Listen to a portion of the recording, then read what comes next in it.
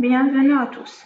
Nous sommes ravis de vous présenter notre projet de fin d'études intitulé Études comparatives des algorithmes de recherche de plus court chemin. Ce travail s'inscrit dans le cadre de l'obtention de notre diplôme de licence à l'université Mohamed Bouguera de Boumerdès.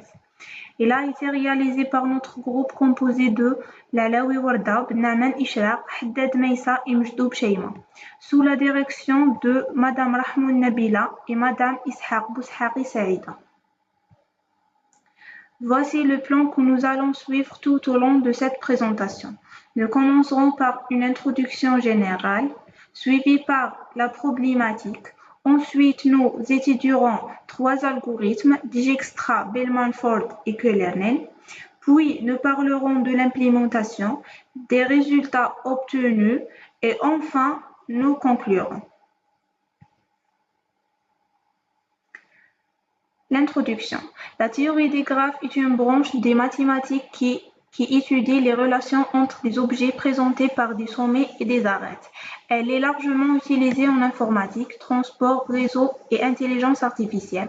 Le problème de plus court chemin consiste à trouver la route la plus rapide ou la moins coûteuse entre 2 sommets d'un graphe. Ce problème a de nombreuses applications pratiques comme le GPS ou le routage réseau. Plusieurs algorithmes permettent de le résoudre, dont Dijkstra, Bellman-Ford et Kernel. Leur étude permet d'optimiser les déplacements et les échanges dans des systèmes complexes. Optimisation combinatoire.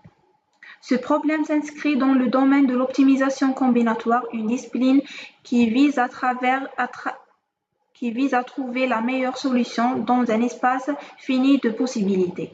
Dans notre cas, nous chercherons le chemin optimal entre 2 sommets dans un graphe Orient.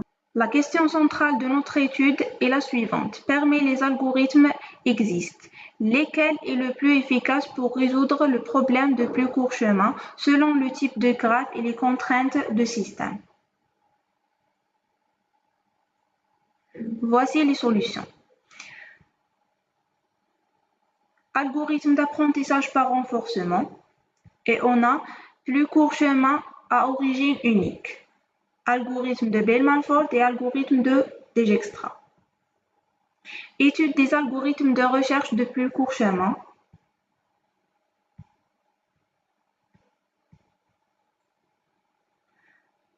Algorithme de Dijkstra. L'algorithme de Dijkstra est basé sur un principe de sélection progressive des chemins les plus courts à partir d'un sommet de départ.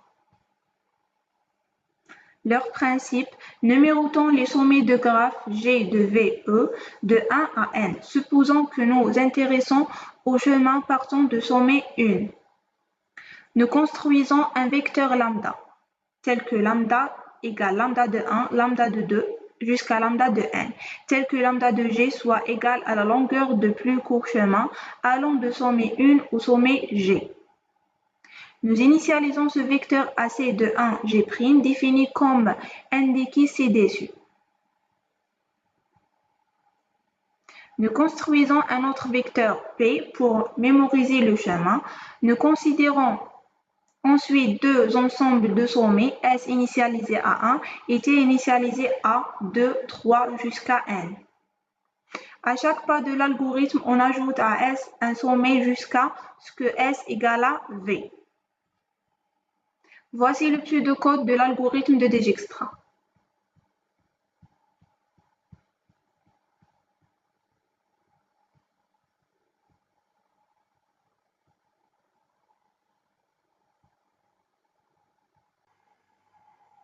Algorithme de Bellman-Ford. Cet algorithme utilise la technique de relâchement pour déterminer le tableau des plus courts chemins ainsi le tableau des successeurs. L'algorithme retourne une valeur booléenne ainsi que les poids.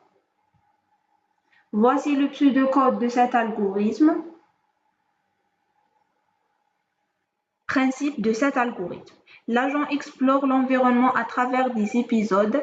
À chaque étape, il observe son état courant, choisit une action, reçoit une récompense et passe à un nouvel état. La Q-table est mise à jour selon la formule suivante. Q de SA reçoit Q de SA plus alpha fois R plus gamma fois max de Q S' A' moins Q de S A.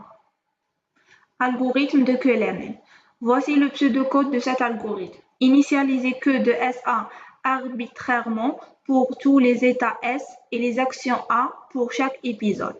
Initialisez l'état S. Tant que S n'est pas terminal, choisir une action A, exécute l'action A, observez la récompense R et le nouvel état S'. Mettre à jour Q de SA selon Q de SA reçoit Q de SA plus alpha fois R plus gamma fois le max de Q S' A' moins Q de SA. S reçoit S'. Fin de l'algorithme. Nous avons développé une application qui permet d'entrer les données, choisir de l'algorithme, lancer l'algorithme, enfin afficher le chemin.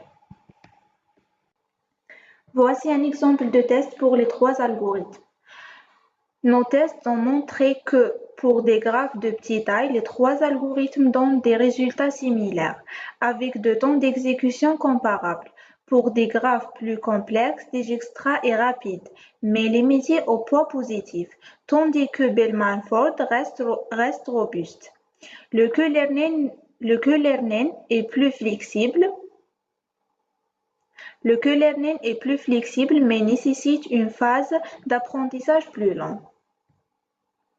En conclusion, dans l'objectif de trouver une solution optimale de problèmes de plus court chemin, dans un temps réduit, nous avons appliqué trois algorithmes bien connus à savoir l'algorithme Dijkstra, Bellman-Ford et RL. Et nous avons réalisé une étude comparative entre les résultats trouvés. Les trois algorithmes sont efficaces en termes de qualité de la solution et ils consomment le même temps d'exécution pour des graphes de petite taille et pour ceux de taille importante. Et enfin, merci beaucoup pour votre attention.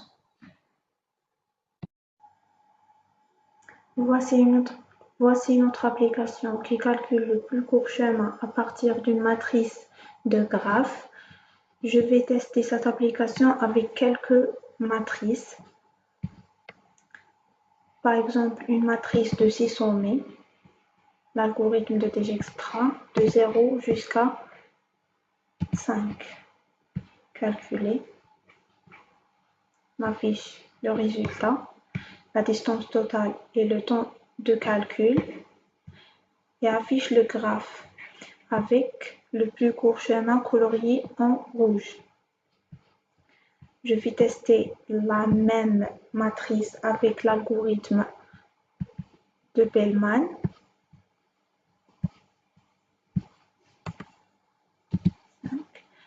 Elle nous donne les mêmes résultats avec un temps d'exécution différent. Je vais tester cette matrice de 5 sommets avec l'algorithme de Q-learning de 0 jusqu'à 4. Calculer nous donne le résultat avec un temps d'exécution qui est un peu élevé. Le chemin colorié en rouge. Je vais tester cet algorithme de 25 avec Dijkstra jusqu'à 15 par exemple. Calculer nous donne le résultat avec la distance totale et le temps de calcul. Le chemin est colorié en rouge.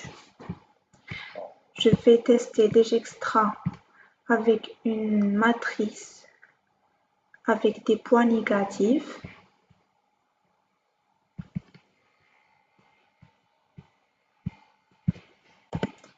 Une matrice de petite taille jusqu'à 3. Calculer. Affiche Dijkstra ne supporte pas les poids négatifs. Utilisez Bellman-Ford ou bien Q-learning.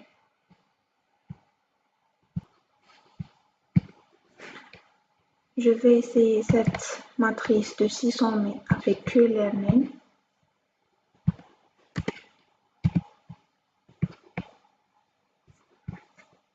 Elle m'affiche le résultat. 0,45. Merci pour votre attention.